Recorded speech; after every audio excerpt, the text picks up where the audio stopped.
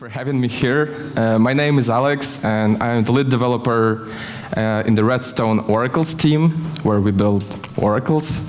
And today I will talk about oracles and about RedStone and about the approach that we are trying to move to the blockchain space.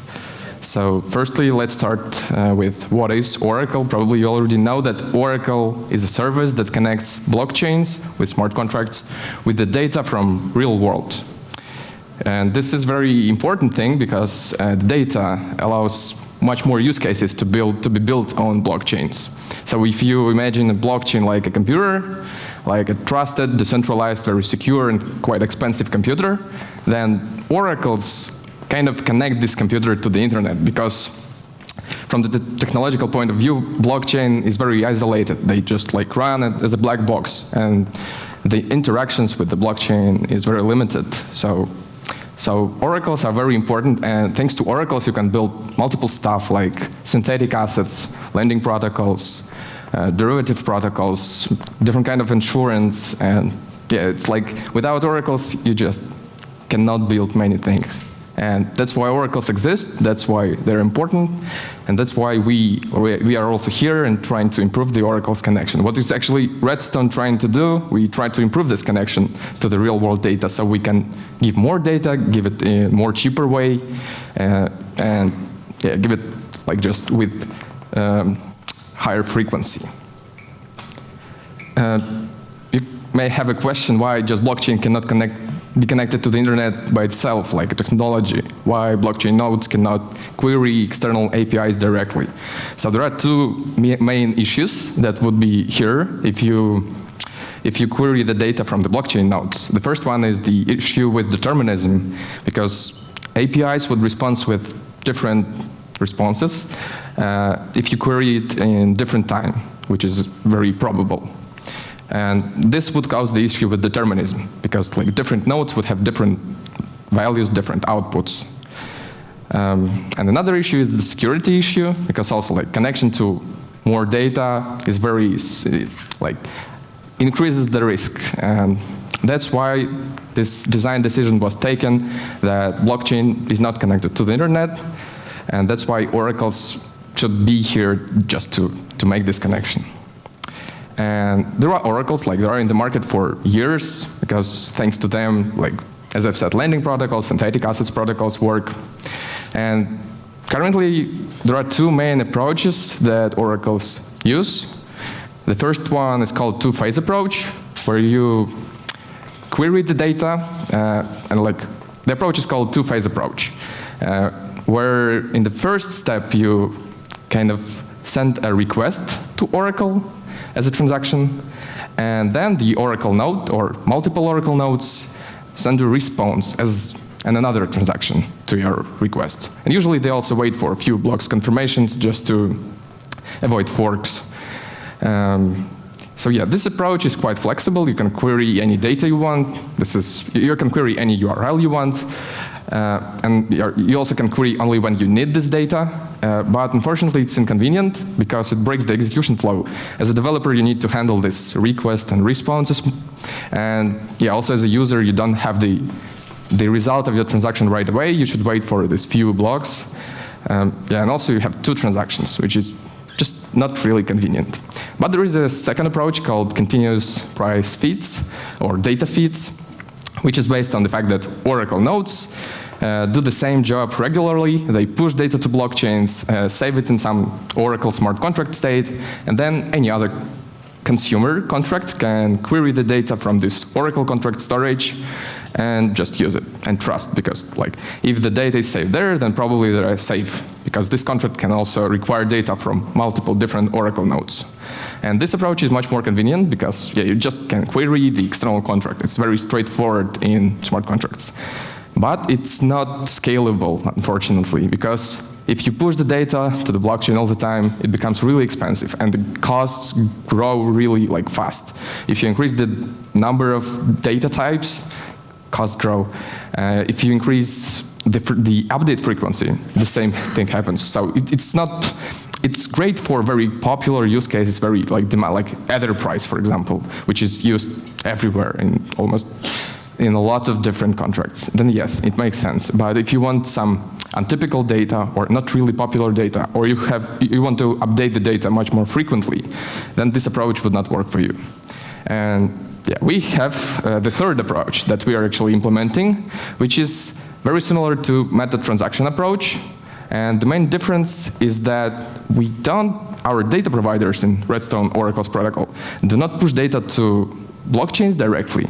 Instead, they sign their data with cryptographic signatures and just broadcast it. And usually they broadcast it to a place that we call Decentralized cache layer, which is just a very lightweight set of nodes, and also it includes as a separate layer the streamer network, which is a decentralized pub sub network. So this decentralized cache layer is way cheaper than blockchain because it actually is a temporary storage. You just can keep their data for 3 hours and then remove them. And also there is no trust required so much as in blockchains because you just can rely on the signatures. If signatures is not valid, then you can avoid the data. And this approach is quite convenient because you still can query any data with any frequency you want, but still it's quite flexible because then if any user wants to send a transaction, they can do this in a single transaction.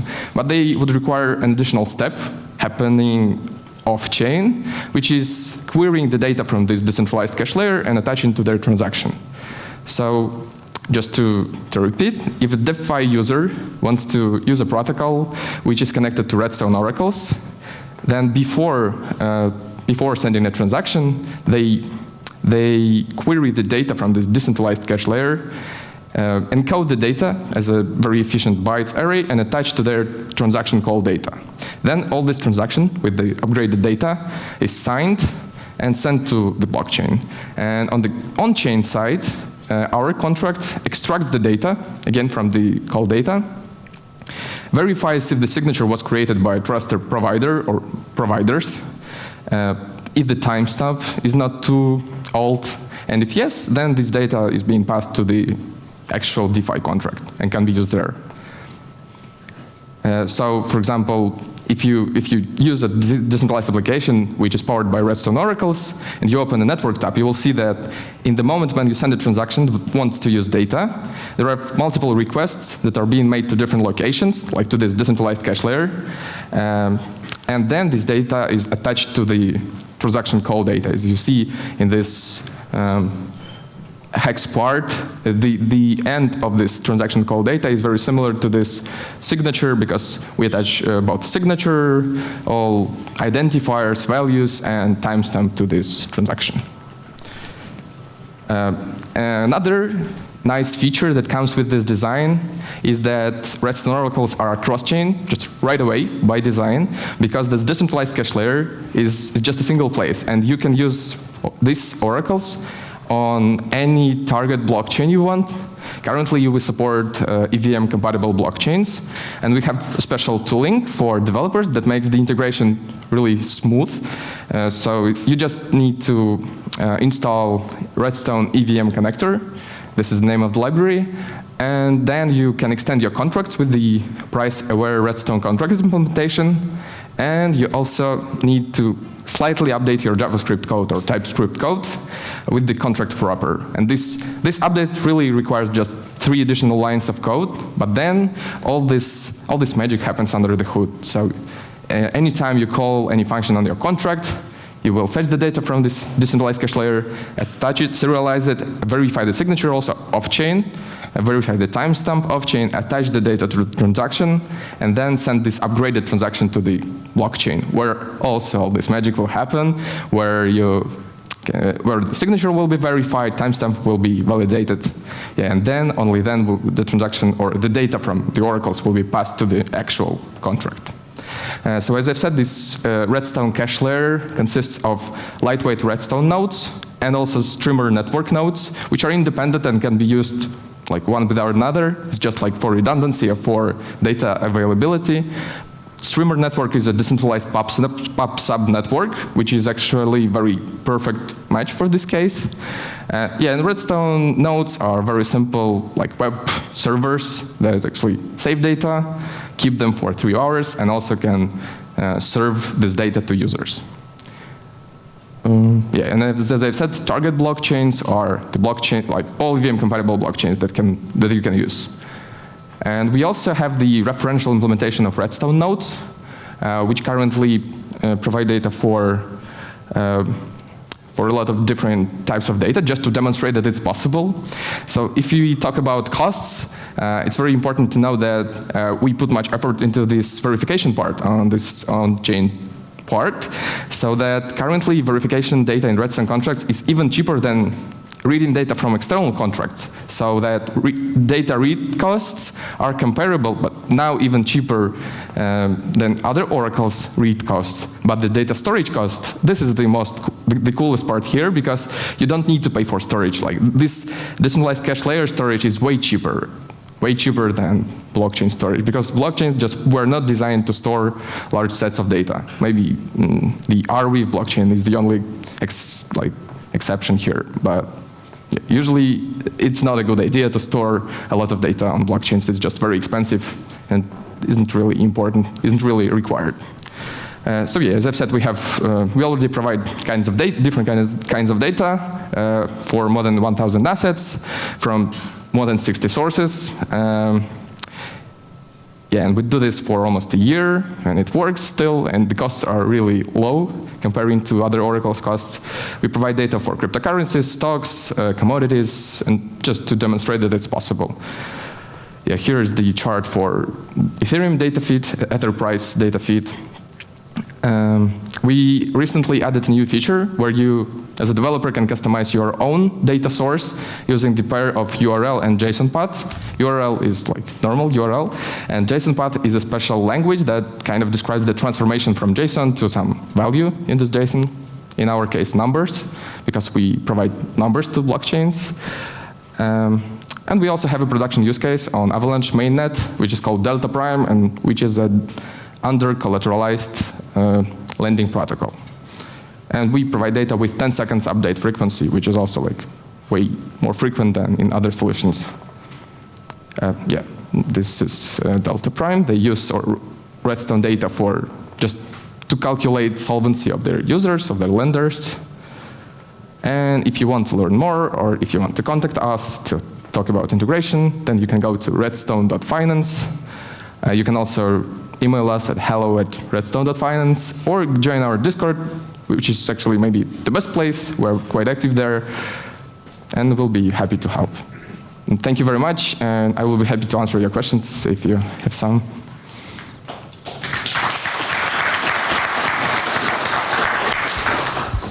Thanks a lot. You mentioned Arweave. Are you able to describe in layman's terms some of the work you're doing on SmartWeave? Oh yeah, I mean, I am from the Oracles team, but we also, like as a RedStone company, we also work on Arweave side, and we build an SDK for SmartWeave, which is a smart contract protocol built on top of Arweave. Arweave is served as a data availability storage, and we kind of build this data evaluation storage, execution layer for this. Because like SmartWeave is a very interesting idea. It allows a lot of new use cases also powered by data that were not possible before. But yeah, we have just like another team that makes huge work on this side. Yeah.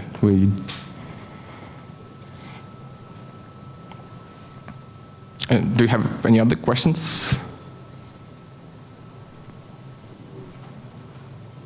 Okay, that's it. Thank you. Thank you very much.